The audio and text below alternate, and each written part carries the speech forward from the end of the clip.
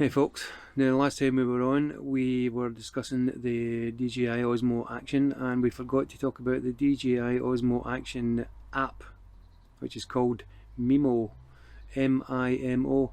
Now why it's called Mimo, I don't know how to pronounce that. Memo, don't know.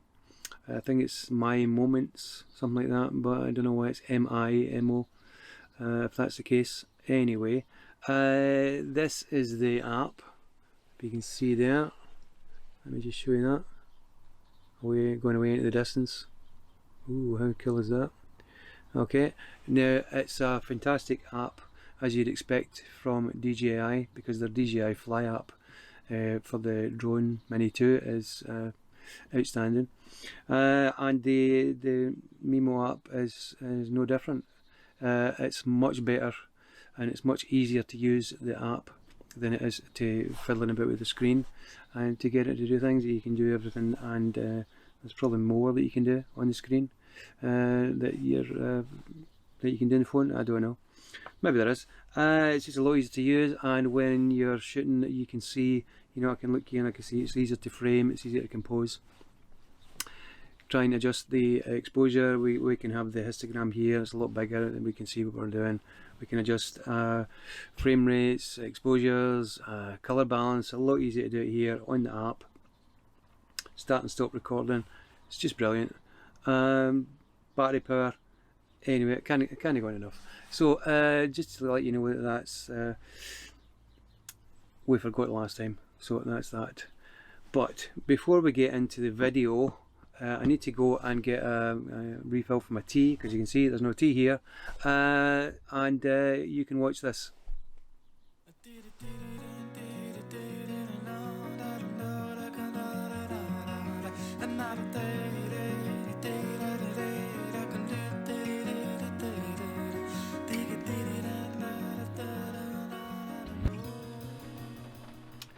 Hello, welcome back to In the Driveway with Jake and Chuckles. Seeing as this motorhome doesn't seem to go anywhere, but it gives us a wee chance to talk about things. You know, the idea is we're trying to impart a wee bit of knowledge and help you out when you're trying to figure out the photographic trade, industry, hobby, whatever it is you're trying to do, and point you in the right direction. So as a good starting point, it's important to know the basics of photography. The basics, one of the basics is the exposure triangle. Is ISO, shutter speed and aperture, which make up your triangle, which we will refer to as exposure, which but exposure really is the amount of light that you've got to work with in your composition. Whether it's a landscape or a portrait or whatever it is, whatever's in front of your camera is your composition, and we are going to try and capture that. The amount of light that you've got to work with will give us an exposure.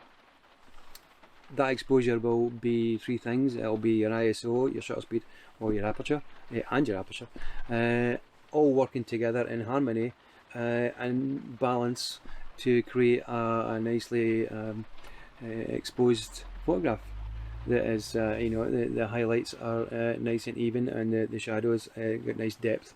So one of the things that we can discount with the Osmo Action is the aperture, because the aperture in the Action is fixed at 2.8. So there's nothing we can do about that there. In the camera, there's nothing we can do about it. So we can change our shutter speed or our ISO. If we change the ISO, that's fine. You know, we can make it. What the ISO is going to do is it's going to make the sensor more or less sensitive. So if we take up to the 3200 range ish, it's going to make it more sensitive. But we're going to introduce a bit more noise into the image, a bit more pixelated. We used to call it grain back in the day when we were doing black and white film. The higher the speed film, the more grain you would get, same thing. When we move the other way and we go down to 100, 200, there will be less noise, less grain, more detail, more fine detail, but a lot slower, a lot harder to work with. When we're talking about shutter speeds, we're looking at, let's like if we're talking about stills, then the slower the shutter speed, we can introduce camera shake, faster shutter speed if we're maybe doing sport or something that's fast moving that we're trying to freeze, bird in flight, that kind of thing. Fast shutter speed. But then we need to complement it. To get a fast shutter speed, you need a fast ISO or a high ISO. So you get your fast shutter speed, you can freeze things, but you get more noise. So it's a compromise. Everything in photography is a compromise. So it's where you balance that compromise to actually getting the shot that you want. How fast a shutter speed do you need to get that shot? How slow can we? It's everything is a decision that you have to make, and that compromise. When we're shooting in stills, we'll be shooting in 4:3 ratio on the Osmo Action, because it's 4000 by 3000 pixels, the sensor, and which is roughly, let me just show you that, roughly that kind of shape. Now if we do it 16:9, you're kind of doing that, you're throwing out some of your information. So better, I think, to capture that information, and then if you want to crop it down later for compositional creative reasons, that's fine, but you can do that at the editing stage rather than at the shooting stage.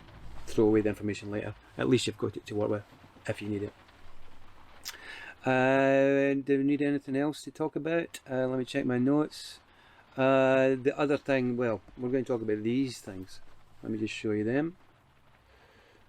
We are going to call them the OsmoNDs. See what we did there? OsmoNDs, OsmoNDs, right? So these are the neutral density filters that we're going to be using.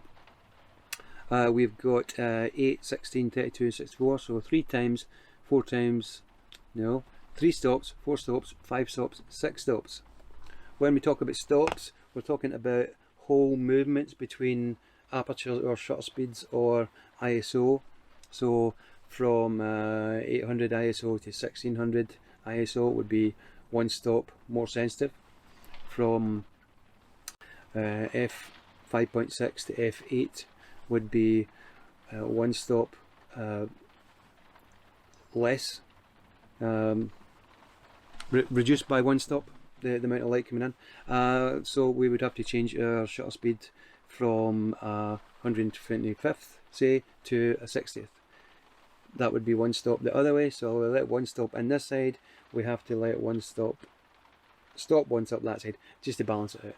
Does that make sense? Well, I'm kind of rushing through things a wee bit here. So that's what stops go back to the dark ages, when I think when cameras were big box things with bellows and stuff, and you would, instead of having an aperture that you could turn, you would have an actual brass plate with a wee pinhole in it, and they were different, and they were called stops. So you take out 1 stop and you put in another stop, so that just kind of stuck. So then when we talk about stops, that's what we're talking about. When we talk about these things, what we're talking about is 3, 4, 5 and 6 stops in this box. So 8, 16, 32, 64. If you imagine that if you wanted to change your if your shutter speed was 100 and you wanted to make it 50, then you would have to reduce it by a stop. So you would have to put in 1 stop. 1 stop would be 2 times. Okay, so that would be 2 times. 2 stops would be 4 times. 3 stops, 8, and so on and so on. You see where that's going. Okay, really, we're talking about creative reasons for doing that. We want to have a slower shutter speed so that we can maybe have water moving more in the frame, or maybe we've got a wee bit of camera movement that we want to introduce, so we want to slow down the exposure, slow down the shutter speed, so that we can keep the shutter open for longer, so that we can maybe get a wee bit more movement, whether it's subject movement or camera movement. That's fine. When we're shooting video, then we will be thinking about frame rates and shutter speed. Just now we're 4K 25 because we're in the UK, so 25 works better with the frequency of the equipment that we've got. So we would want to use a shutter speed of a 50th, which is fine. Most times we can mess about with the ISO. We can't always do that. We want to keep the ISO as low as possible, or well, I certainly do. We can put in a neutral density filter, we can bring the light down in order to facilitate that shutter speed and frame rate combination that we want to get at that time. We might want to change that, but that's really what we do. So I think that's really all that we wanted to talk about. Remember OsmoNDs when you're trying to change your be creative in your photography or your videography. You're always going to remember that now. Remember the OsmoNDs. Puppy Love, Love Me for a Reason, Crazy Horses. I can't really sing that for contractual reasons, obviously, not for any singing reasons or voice reasons. Okay, so join us next time in the driveway for another exciting episode of In the Driveway with Jake and Chuckles, brackets without Jake. Okay, and if you could like and subscribe, big thumbs up, big thumbs down, and any comments, please feel free, but keep them clean if you don't mind. Okay, thanks.